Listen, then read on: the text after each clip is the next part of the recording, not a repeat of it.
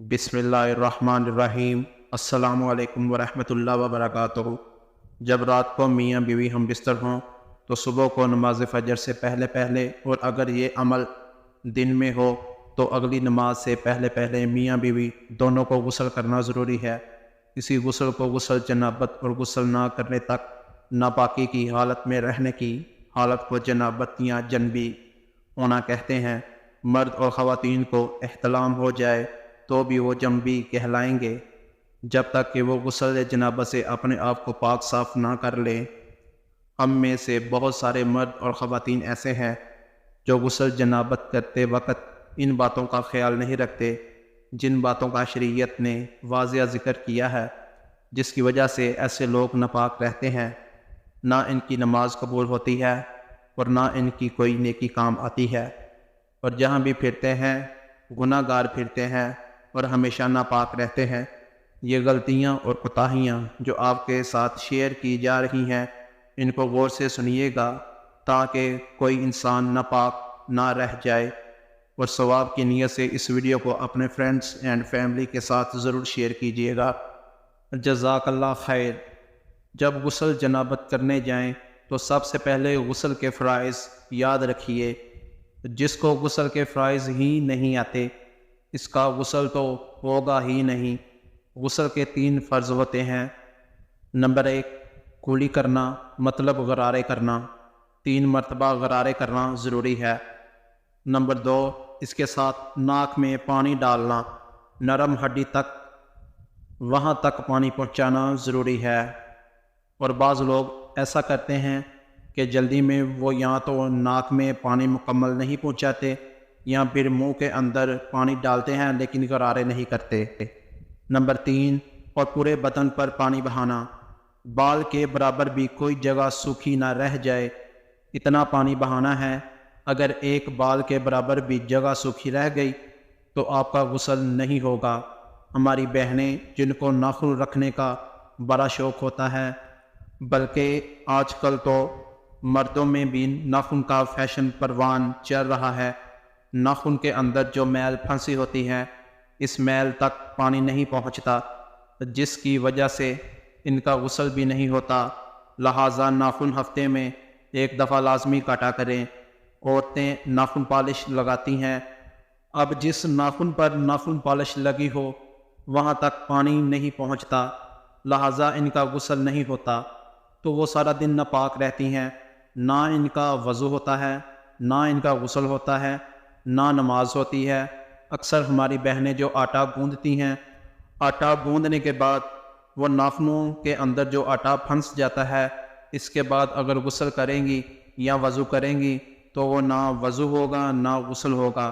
تو لہٰذا اس چیز کا خاص خیال رکھیے کہ ناخن کے اندر کوئی چیز پھنسی ہوئی نہ ہو، ناخن کاٹا کریں تاکہ ہم ہمیشہ کے لیے پاک رہ سکیں۔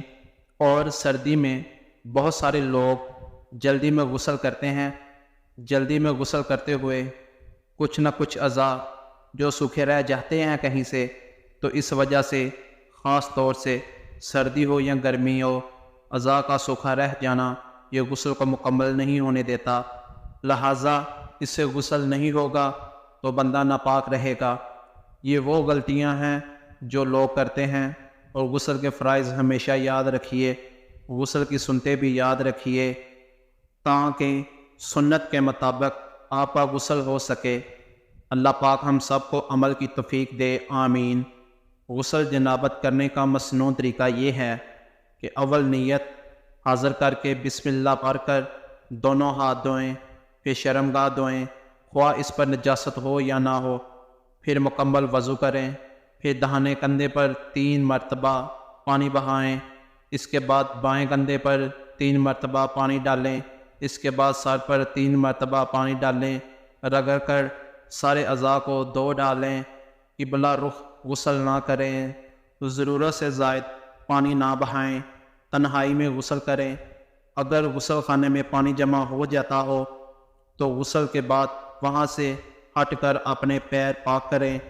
اگر کسی عورت کی چوٹی پہلے سے بندھی ہوئی ہو اور اسے غسل جنابت کی ضرورت پیش آ جائے تو اس پر چوٹی کھولنا لازم نہیں، بلکہ بالوں کی جڑ تک پانی پہنچانا کافی ہے۔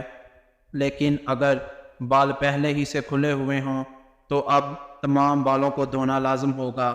اگر کسی مرد نے شوقیہ لمبے بال رکھ کر چوٹی باندھ رکھی ہو تو غسل جنابت کے لیے اس چوٹی کو کھولنا واجب ہوگا۔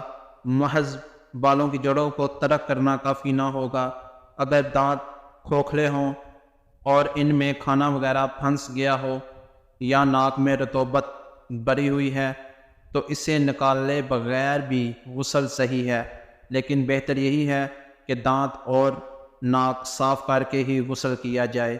اگر ناک میں رطوبت سوکھ کر چپک گئی ہے یا ناخنوں میں آٹا بھر کر سوکھ گیا ہے یا بطن پر کوئی ایسی چیز لگی ہے جو کھال تک پانی پہنچانے سے منع ہے تو ان چیزوں کو صاف کیے بغیر غسل درست نہ ہوگا۔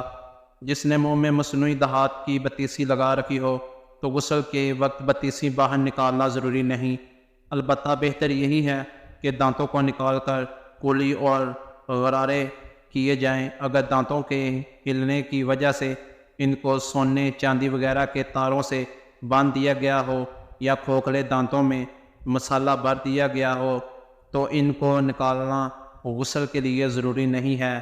محض اوپر سے کولی کرنے سے غسل درست ہو جائے گا۔ تنہائی میں جہاں دوسروں کی نظر پڑنے کا خطرہ نہ ہو ننگے ہو کر غسل کرنا درست ہے، تاہم اس وقت بھی تہبند وغیرہ باندھ کر غسل کریں تو زیادہ بہتر ہے۔ غسل خانہ اگر کچا ہے تو اس میں پانی جمع ہو جاتا ہے تو وہاں پیشاب کرنا مکروہ تحریمی ہے۔ احادیث طیبہ میں اسے نسیان اور وساوس کا سبب بتایا گیا ہے۔ غسل خانہ اور بیت الخلاء میں بلا ضرورت بات چیت نہیں کرنی چاہیے، لیکن اگر ضرورت پڑ جائے تو بات چیت کی اجازت ہے، مثلا کسی ضروری بات کا جواب دینا ہو تو یہ منع نہیں ہے۔ اللہ تعالی ہم سب کو اپنے حفظ و ایمان میں رکھے، آمین۔